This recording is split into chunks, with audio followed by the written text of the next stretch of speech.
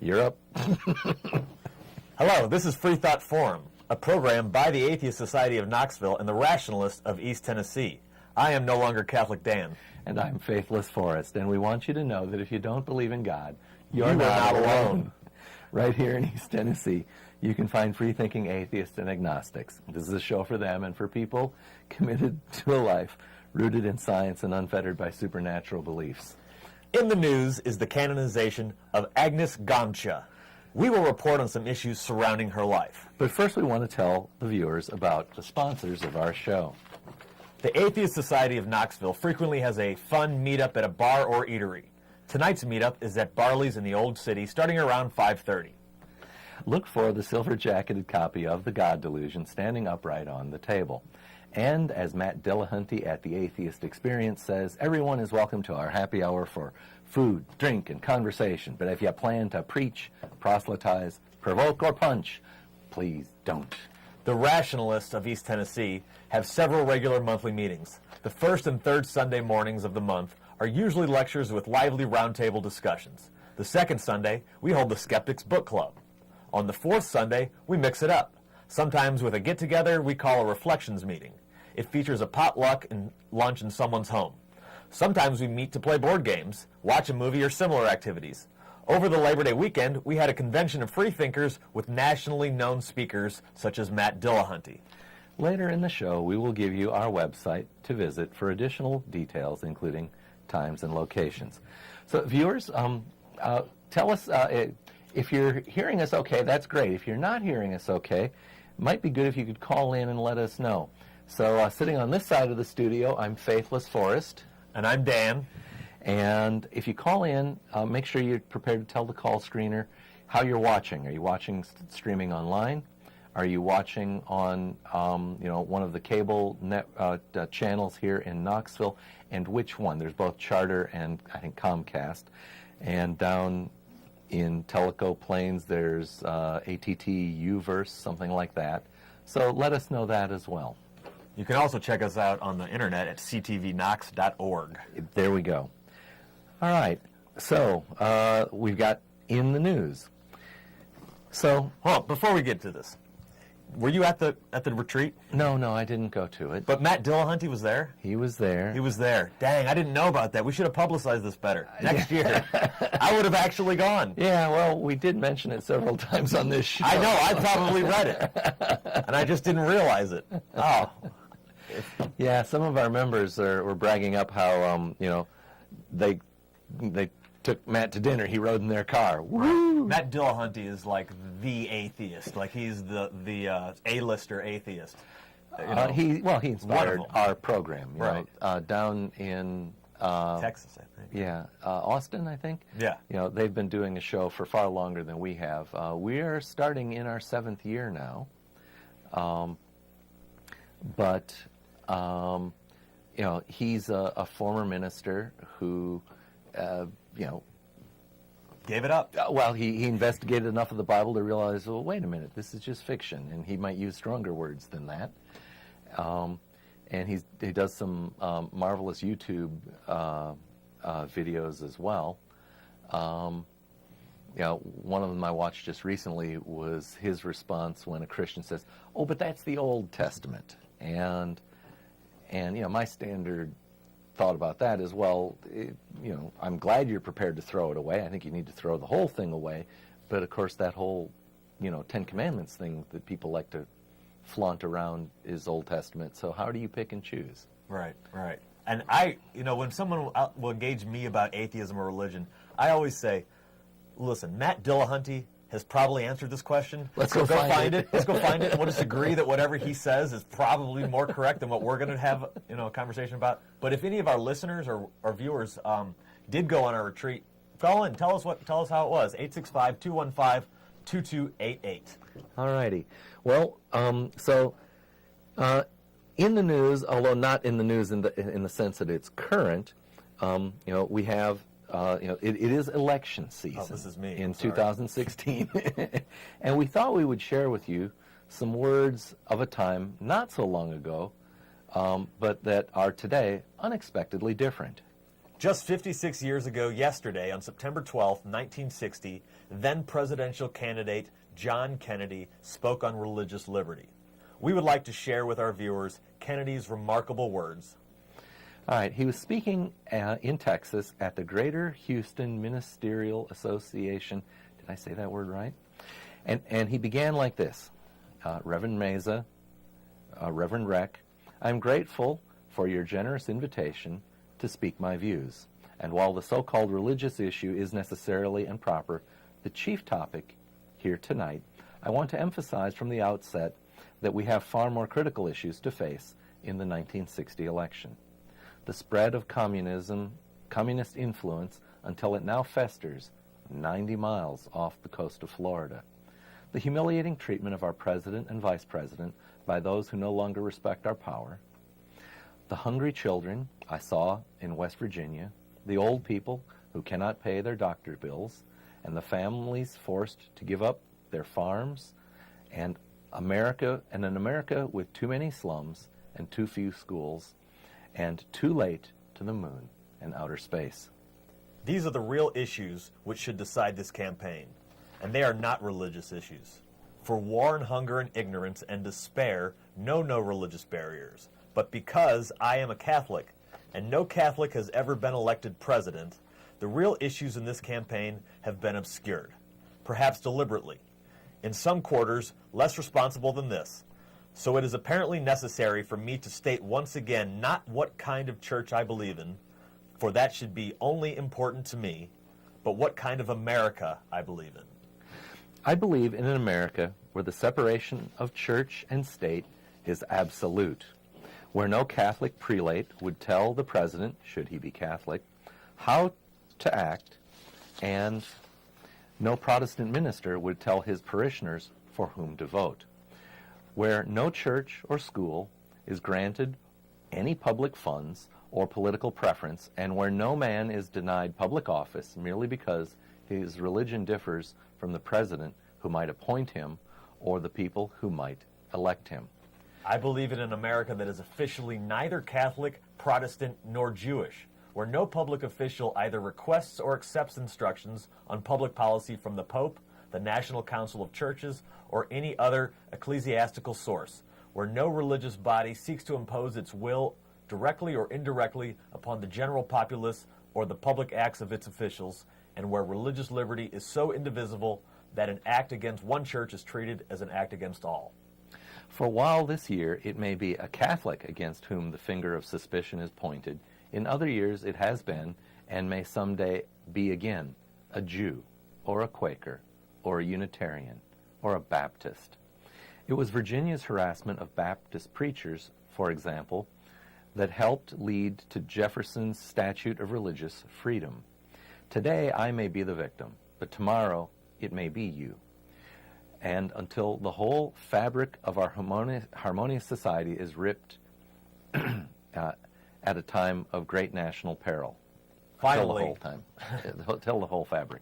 Finally, I believe in an America where religious intolerance will someday end, where all men and all churches are treated as equal, where every man has the same right to attend or not attend the church of his choice, where there is no Catholic vote, no anti-Catholic vote, no block voting of any kind, and where Catholics, Protestants, and Jews at both the lay and pastoral level will refrain from those attitudes of disdain and division which have so often marred their works in the past, and promote instead the American ideal of brotherhood. That is the kind of America in which I believe, and it represents the kind of presidency in which I believe. A great office must neither be humbled by making it the instrument of any one religious group, nor tarnished by arbitrarily withholding the occupancy from the members of any one religious group. I believe in a president whose religious views are his own private affair, neither imposed by him upon the nation, nor imposed by the nation upon him as a condition for holding office. I would not look with favor upon a president working to subvert the First Amendment's guarantees of religious liberty, nor would our system of checks and balances permit him to do so. And neither do I look with favor upon those who would work to subvert Article 6 of the Constitution by requiring a religious test, even by indirection, for it. If they disagree with that safeguard, they should be out openly working to repeal it. I want a chief executive whose public acts are responsible to all groups and obligated to none, and who can attend any ceremony, service, or dinner his office may appropriately request of him, and whose fulfillment of his presidential oath is not limited or conditioned by any religious oath, ritual, or obligation. This is the kind of America I believe in, and this is the kind I fought for in the South Pacific, and the kind my brother died for in Europe. No one suggested that when we may have a divided loyalty, that we did not believe in liberty, or that we belong to a disloyal group that threatened the freedoms for which our forefathers died. And in fact, this is the kind of America for which our forefathers died, when they fled here to escape religious test oaths that denied office to members of less favored churches, when they fought for the Constitution, the Bill of Rights, and the Virginia Statute of Religious Freedom, and when they fought at the shrine I visited today, the Alamo. For side by side with Bowie and Crockett died McCafferty and Bailey and Carey. But no one knows whether they were Catholic or not, for there was no religious test at the Alamo. I ask you tonight to follow in that tradition, to judge me on the basis of my record of 14 years in Congress, on my declared stands against an ambassador to the Vatican, against unconstitutional aid to parochial schools, and against any boycott of the public schools, which I have attended myself. Instead of judging me on the basis of these pamphlets and publications, we all have seen that carefully select quotations out of context from the statements of Catholic Church leaders, usually in other countries, frequently in other centuries, and always omitting, of course, the statement of the American bishops in 1948, which strongly endorsed church-state separation and which more nearly reflects the views of almost every American Catholic. I do not consider these other quotations binding upon my public acts. Why should you? But let me say, with respect to other countries, that I am wholly opposed to the state being used by any religious group, Catholic or Protestant, to compel, prohibit, or persecute the free exercise of any other religion. And I hope that you and I condemn them with equal fervor, these nations which deny their presidency to Protestants and those which deny it to Catholics. And rather than cite the misdeeds of those who differ, I would cite the record of the Catholic Church in such nations as Ireland and France, and the independence of such statesmen as, oh my goodness, Adenauer and de Gaulle. But let me stress again that these are my views. For contrary to common newspaper usage, I am not the Catholic candidate for president. I am the Democratic Party's candidate for president, who happens also to be a Catholic. I do not speak for my church on public matters, and the church does not speak for me. Whatever issues may come before me as president, on birth control, divorce, censorship, gambling, or any other subject, I will make my decision in accordance with these views, in accordance with what my conscience tells me to be in the national interest, and without regard to outside religious pressure or dictates. And no power or threat of punishment could cause me to decide otherwise. But if the time should ever come, and I do not concede any conflict to be even remotely possible, when my office would require me to either violate my conscience or violate the national interest, then I would resign the office, and I hope any conscientious public servant would do the same. But I do not intend to apologize for these views to my critics of either Catholic or Protestant faith, nor do I intend to disavow either my views of my church in order to win this election. If I should lose on the real issues, I shall return to my seat in the Senate, satisfied that I had tried my best and was fairly judged. But if this election is decided on the basis that 40 million Americans lost their chance of being president on the day they were baptized, then it is the whole nation that will be the loser, in the eyes of Catholics and non-Catholics around the world, in the eyes of history, and in the eyes of our own people. But if, on the other hand, I should win the election, then I shall devote every effort of mind and spirit to fulfilling the oath of the presidency, practically identical, I might add, to the oath that I have taken for 14 years in Congress. For without reservation, I can solemnly swear that I will faithfully execute the office of the President of the United States and will, to the best of my ability, preserve, protect, and defend the Constitution. And then he adds, so help me God. That's a transcript of the speech John Kennedy gave, and it was made available by the Kennedy Presidential Library and Museum. So as we were reading that, I've watched on YouTube this speech being done several times, and it's very moving. But saying it with my own mouth it's kind of feels like an empowering thing to do, even if at times it almost feels like theft. Like I couldn't have written it that eloquently. When you read it, were there things that stood out to you, Dan? Yeah, there was a lot of tough words in there. No, but what stood out to me was how similar the thoughts that he evoked I really felt what he was saying, and when he was talking about being a Catholic, God darn it, and that's because we were talking earlier about how to pronounce Gonxha, and I totally blew it. So, and because you grew up in a Catholic faith, some of these things may have been more resonant to you than they could possibly be to me. Absolutely, and he kept saying, I'm a Catholic, but don't judge me for that, and that's kind of, I felt the same way. It's like, hey, I'm a guy, I'm not a Catholic, I just happen to be Catholic. So, in the first paragraph, he talked about what should be the real issues of the election, and as I hope all viewers know, he won that election. But he spoke about the old people who cannot pay their doctor bills. Well, although it did not happen before he was assassinated, it happened shortly after, and that was the inaction of Medicare. Medicare didn't exist when this campaign was going on, and that was part of the change that he was wanting to bring. And then at the last sentence there, he says, with too few schools and too late to the moon and outer space. And of course, we know, I think it was probably within the first year of his presidency, he challenged the nation to send a man to the moon and return him safely to the earth before the decade is out. And that happened in July of 1969. I was 10 years old at the time, and it changed me, and I'm sure it changed our nation so much for the good. And I would also think it changed the Soviet Union for the good as well. It changed the nature of conflict all over the globe into something where all of the contenders were winners. And that is why I'll often say that I may say the greatest president of the 20th century is Franklin Roosevelt, but the greatest presidency during my lifetime is John Kennedy, because of the change he brought. And although there were some intense periods of the Cold War during his presidency where it got close to being hot, he changed the dynamic in a way that made us all winners, and within 10 years. Sad he wasn't around to see it. It's ghastly, yes. Yeah.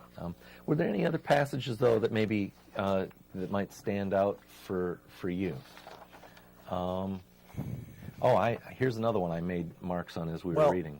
I remember when I learned that John F. Kennedy was a Catholic, and I remember, well, what do you mean? Aren't they all Catholics? Okay. And it was kind of like a weird thing for me to be like. And then I kind of heard that he was killed because he was Catholic. Now that might just be some schoolyard lore and some things like that. Obviously it is. But I heard, that they didn't want a Catholic president, and that's at least how it was posed to us as Catholic grade school students. Wow, I didn't. So, I grew up in an area that was mixed. I grew up across the street and offset about 1 or 2 lots from what I was told and believe is the oldest Catholic church in Minnesota. So there was a large Catholic population that I went to school with. And I've never heard that assertion. And now, and maybe part of it is that I mean, I remember who told me that. Well, Like, growing up, it was an adult.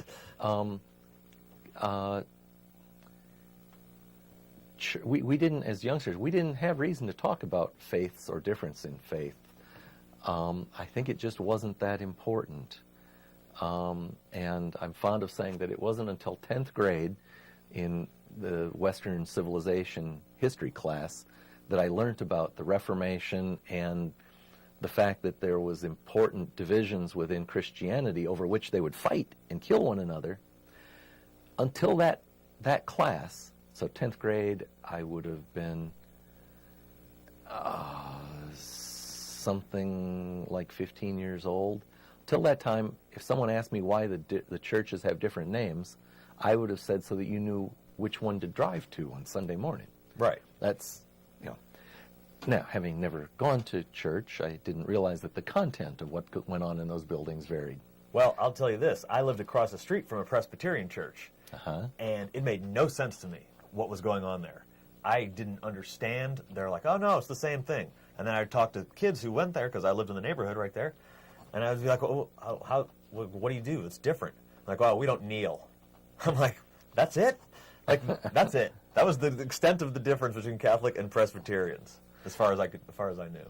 Okay. Well, as we were going through it, I made one more note, and he talked about, finally, I believe in an America where religious intolerance will someday end, and where all men and all churches are treated equal. And, of course, next to church, I wrote mosques. Now, that wasn't on his radar at that time.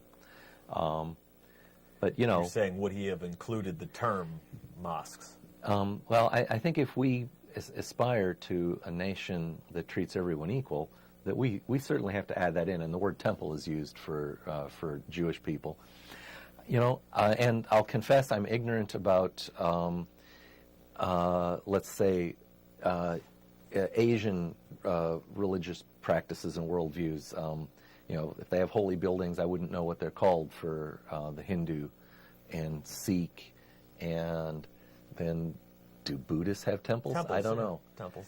So, viewers, if you can inform me, I'm glad to learn.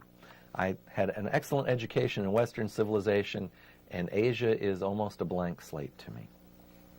Well, I've seen all three statues of the Buddha in person. I've seen the gold one, the huge one, and the emerald one. I didn't know there were three particular statues of the Buddha. And they're in 3 different temples, and they're in Thailand. Sounds like a program for the future. Could be. Well, today's program, though, is, in a way, it could have been the In the News program because it's inspired by something that happened recently. And you got the first line on this. I do. Dang it.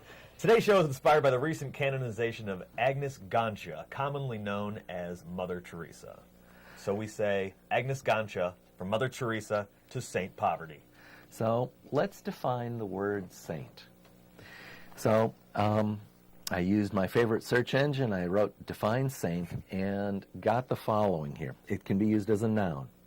It's a person acknowledged as holy or virtuous and typically regarded as being in heaven in the afterlife.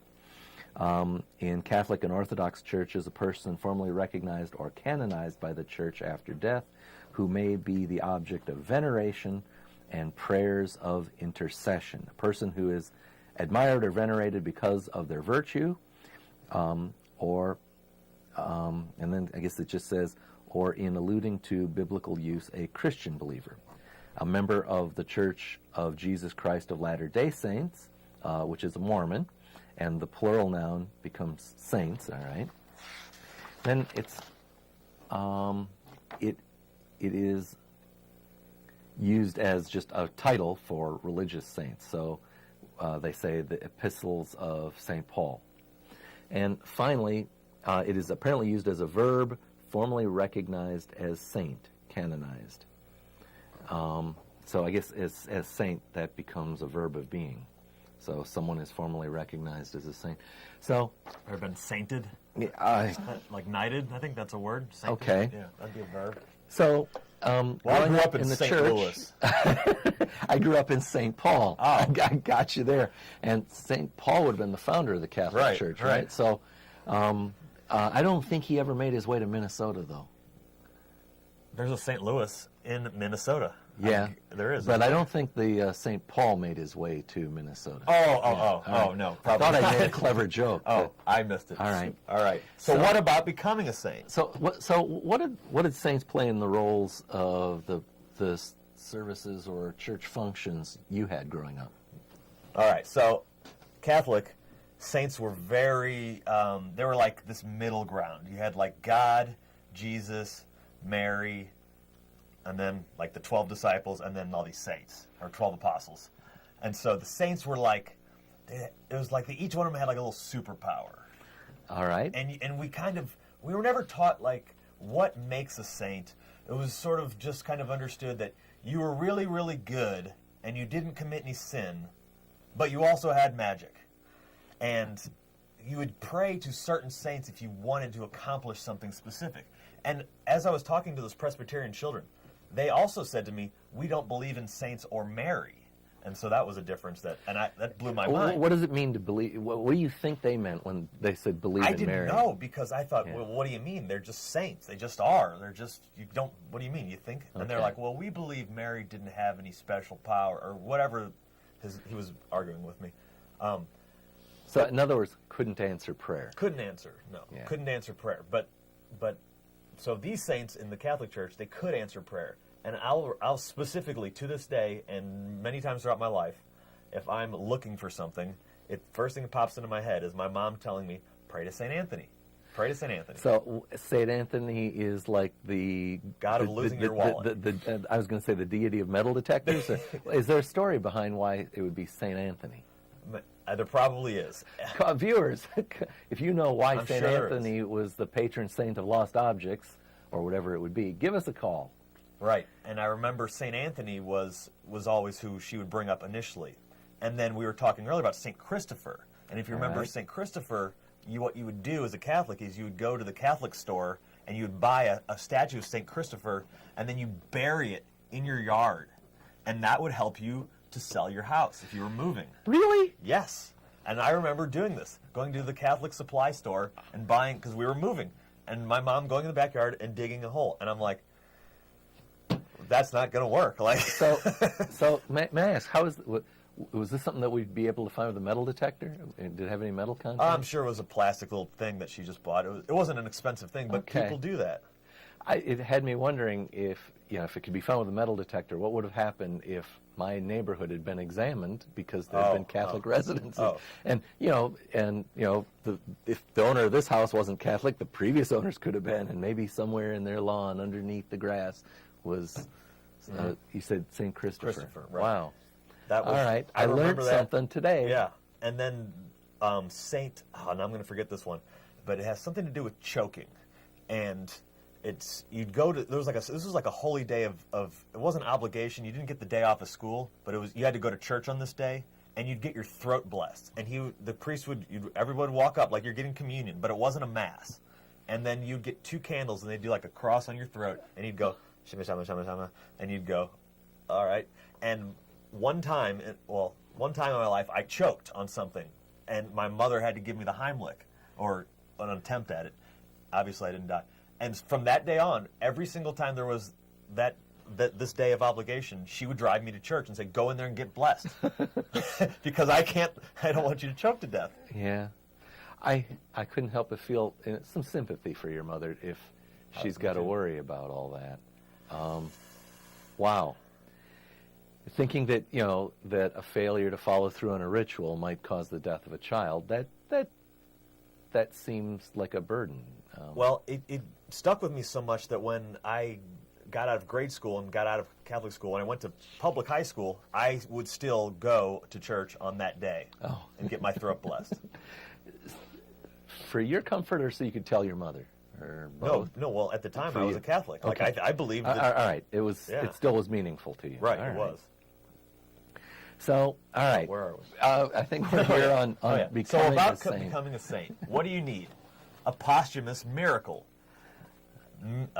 Miraculous claims from Wikipedia. In 2002, the Vatican recognized as a miracle the healing of a tumor in the abdomen of an Indian woman, Monica Bursa, after the application of a locket containing Mother Teresa's picture.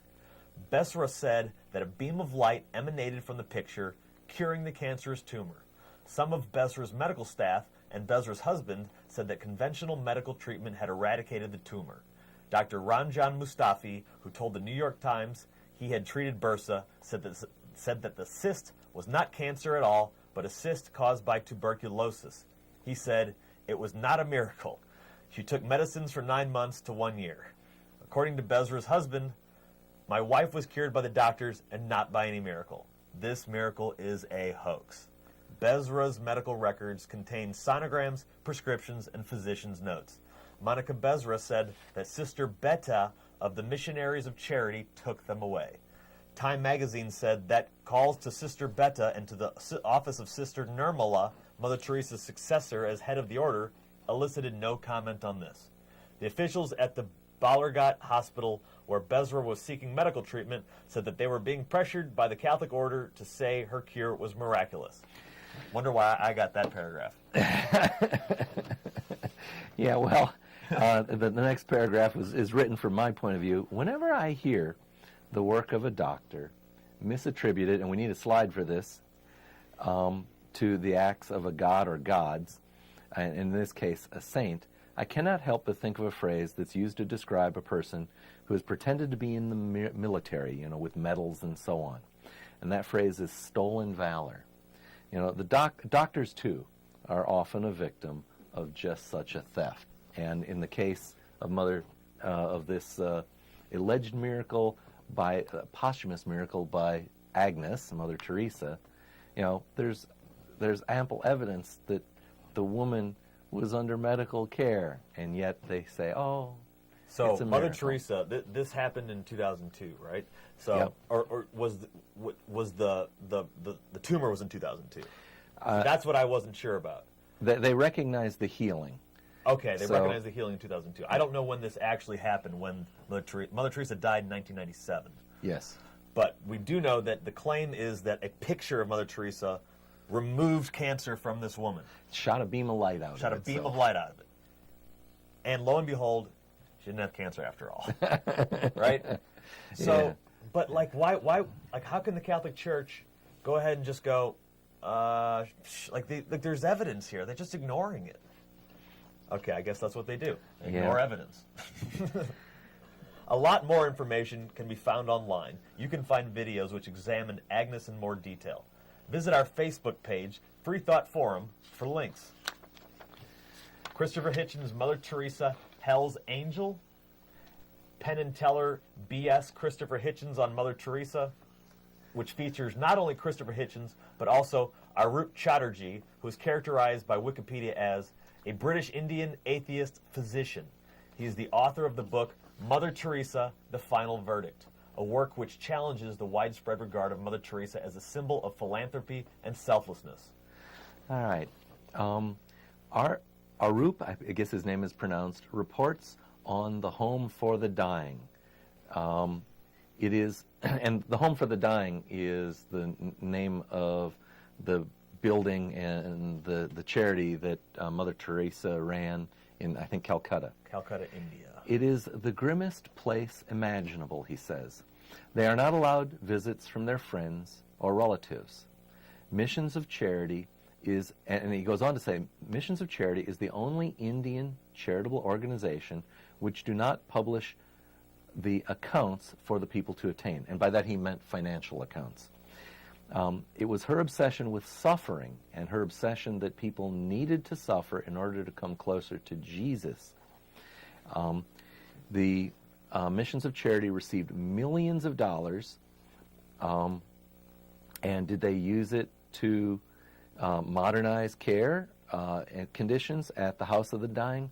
No. And in fact, the next slide here, Agnes reports, or actually sort of brags, we have 500 convents around the world. Now, in those videos, there are people who worked at this House of Suffering who were aghast at what was going on, like the reuse of needles without sterilizing. So I'd heard all of these sort of things, before she died. And it kind of was like, well, yeah, she's in Calcutta. Like, well, she probably has nothing. And, it was just kind of passed off as they're terrible conditions, They're so of doing course they're getting the terrible. best they can. Right. In other words, yeah. But that turns out not to be the case. She was intentionally keeping it terrible conditions, even though she had money. Yeah, yeah. Right? And the records are not public. I heard Christopher Hitchens speculate that she could have received potentially hundreds of millions of dollars, but certainly tens of millions. Well, regardless of what she did with the money, she lived like that. She lived impoverished. And I heard someone say it wasn't her job. She didn't think it was her job to heal people. Her job was to make more Christians. And that was sort of her mission statement, right?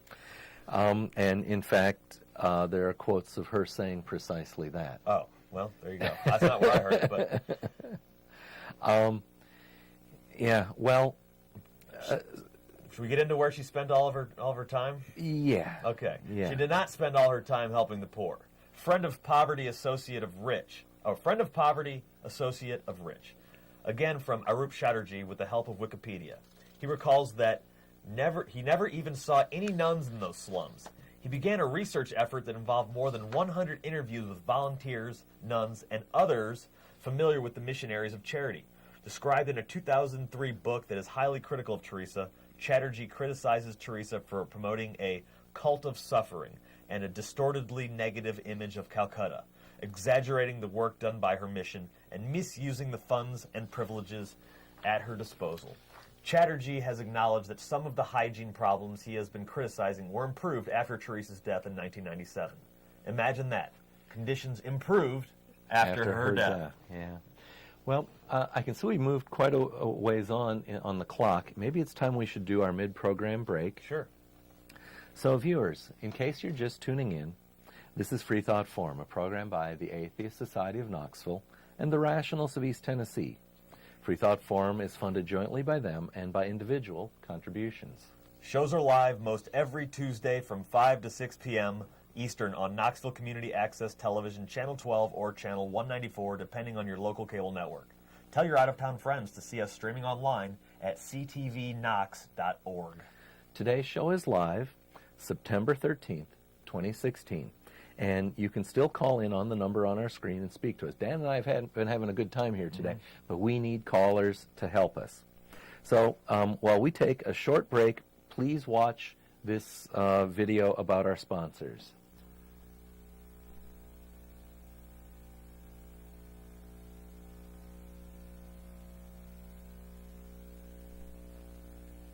If you live in or around the Knoxville area and are questioning your religious beliefs or simply believe in one less God than everyone else, well, you're not alone. The Atheist Society of Knoxville is a fun and friendly group of people just like you that meets twice a week at a bar or restaurant.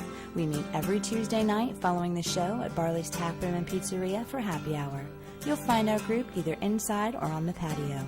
Look for Richard Dawkins' silver-jacketed book, The God Delusion, standing upright on the table. On Fridays, we meet at Agave Azul or the Beard and Beer Market.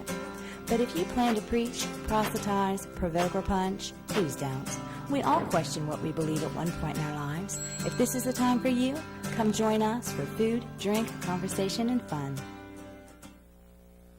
Do you find stories of talking snakes laughable? Do you prefer the scientific method over supernatural beliefs? Are you concerned about religious leaders and organizations imposing their values and rules on your body, your family, and the rest of our society? Well, take comfort in the fact that you're not alone. The Rationalists of East Tennessee meets weekly for fellowship and provides a forum for people who support skeptical thinking and rational discussion of these and other issues. To find out more information or to find out about our next meeting, visit us on the web at www.rationalist.org.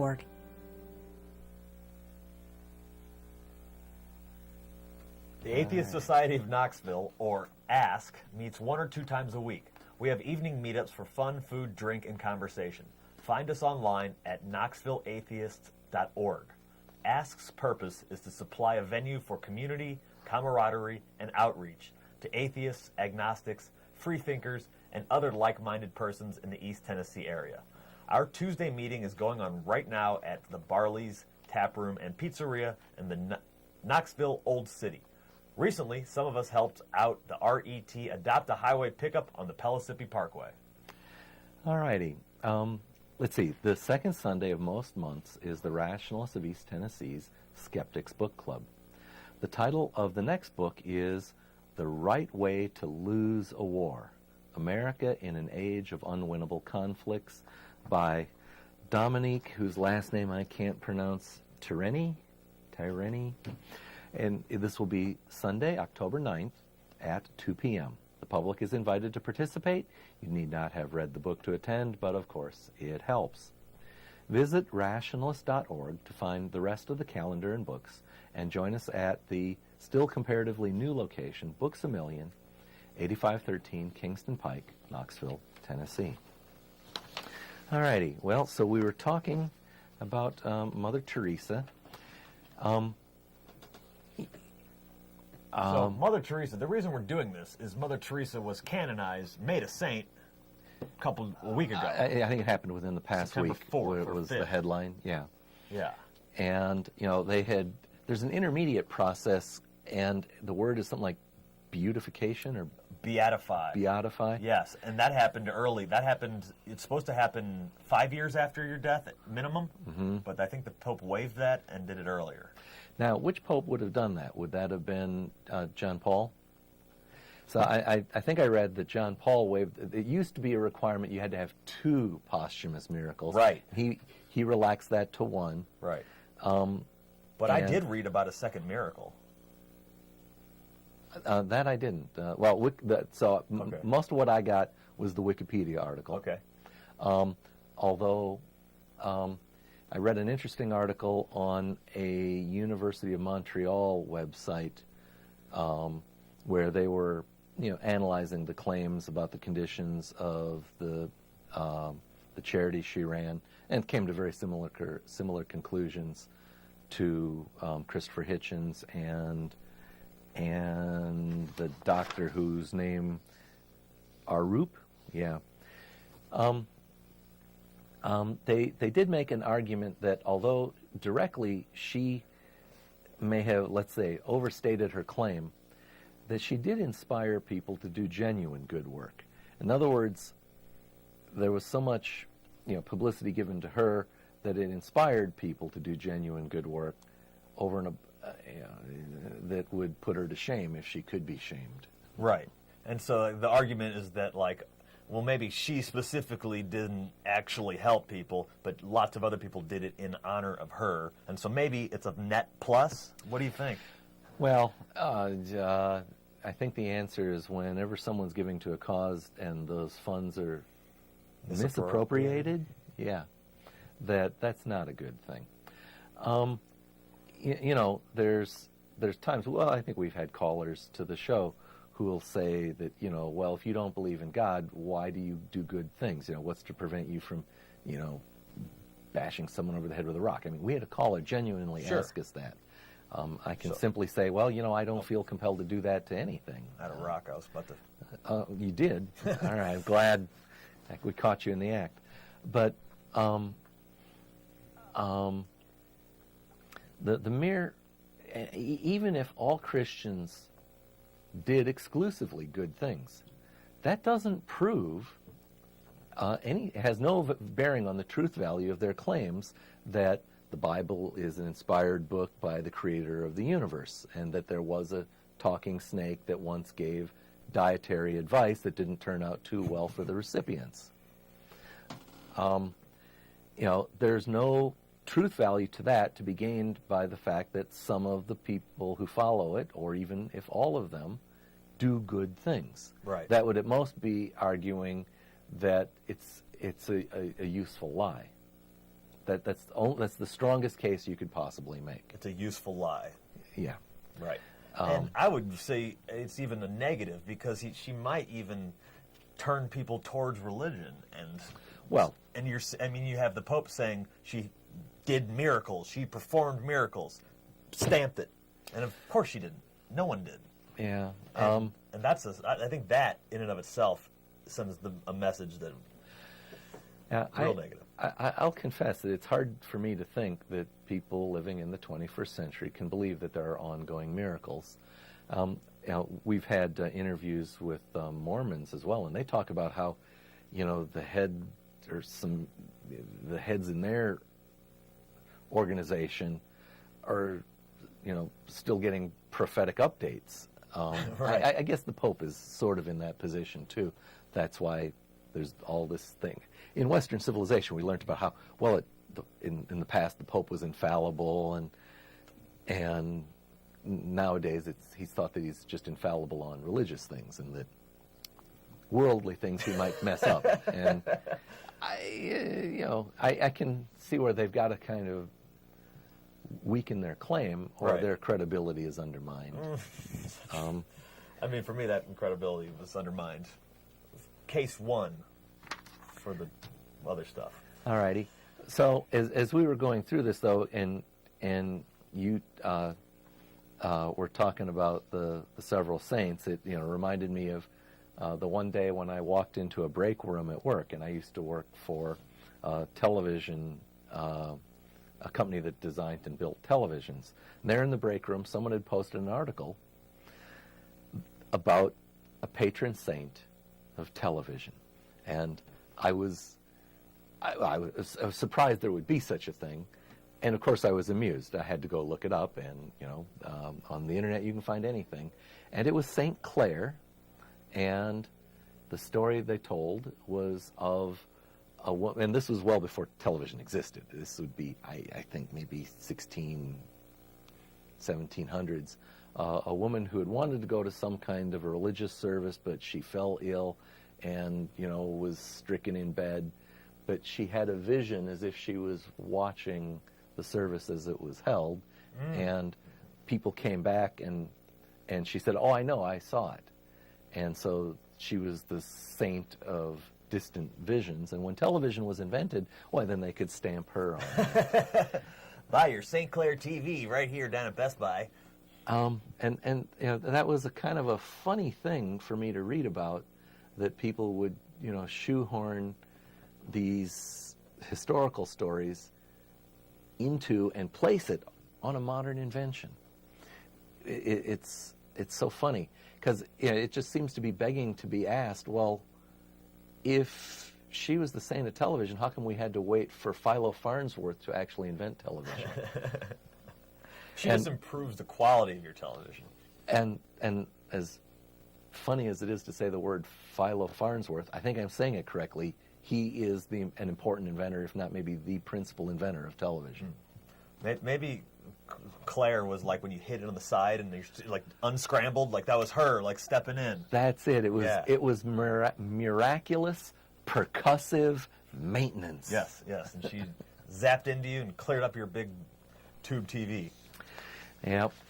Well, we got a few more things here we can talk about, and we could certainly use some calls here, because we're going to have a few more minutes than we have scripted dialogue. So, when Agnes got sick, though, did she go to lay on one of her cots at the House of the Dying in Calcutta? No, she did seek out and accept modern medical treatment for one person, that is herself. She had a heart attack, and she went to the United States of America for treatment. So, it looks like suffering is not for all people. Maybe it's just poor people. Maybe she was just too busy to suffer when it was her time. Right. She worked too hard, so she didn't have time to suffer. Yeah. So here's a summary. She is Saint Poverty, a poverty of humanity, Agnes Gonxha. Friend not to the poor, but of poverty. Glorified in the suffering of others, the ill, the orphaned. Travel the world collecting money. Build convents in her name. Use real doctors for herself. So, the YouTube videos that you can find on our Facebook site, there's the very compelling program by Christopher Hitchens and the somewhat updated program by Penn and Teller. They have actual video footage of visiting the Sisters of Charity, the House for the Dying, and viewers should go watch that. It's very compelling to realize that my goodness, this looks like something out of the Middle Ages, and as the doctor said, the doctor whose name... Well, I watched that today. There was like a 25-minute of the Christopher Hitchens thing earlier today. And they showed like, they were talking, it was just like COS. It was like a military, like war. Yeah, they were, on legs that were maybe 5 inches tall. Right. There was no chairs. And so essentially, when you went there, you were expected to lay down and die, and they could glory in your suffering. Right.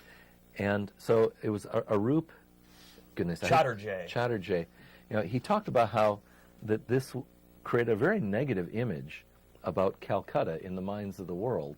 And I know when I was growing up, I had this vision of, near wall-to-wall people in India, most of whom were sleeping outdoors at night because they didn't have a room over their head because it was wall-to-wall people. And I can't help but think that Agnes contributed to that impression that I had as a youngster. Certainly me, because I thought the same thing. I thought it was just wall-to-wall people and just impoverished everywhere. Yeah. We live in the 21st century, and I have acquaintances and many business dealings with people from that part of the world, and they are moving into the 21st century actually very rapidly. China has moved and made great economic strides, but man, so is India. They are designing and manufacturing their own cars and products. They have an education system that lets them compete on the world market for the development of software, and that's not a trivial thing. And Agnes, essentially, defamed their whole nation by here she is, this European woman going there to take care of their poor, as if implying that they couldn't do it themselves, and celebrating their poverty. So, I will forever think of her as Saint Poverty, the patron saint of poverty, because she protected poverty, not the poor. It's very informative and enlightening for me as well, who was someone who was raised to believe that she was essentially a real life Mother Mary. It's like that's what the reverence we were showing her, and I didn't know any better, and it makes me mad again that I was been lied to. And I can't help but think that there got to be plenty of genuinely good people who are running genuinely good missions through the Catholic Church, and she has stolen their fame as well, or taken a spotlight off of them. Mm-hmm. All righty. And there's also plenty of secular charities that do lots of great work, and you don't have to be indoctrinated into anything to be a good person.